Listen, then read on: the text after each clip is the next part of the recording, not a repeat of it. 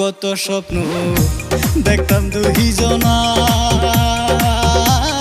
বন্ধু, কলজার ভেতর আগুন দিয়া পুইরা করলি ছাই।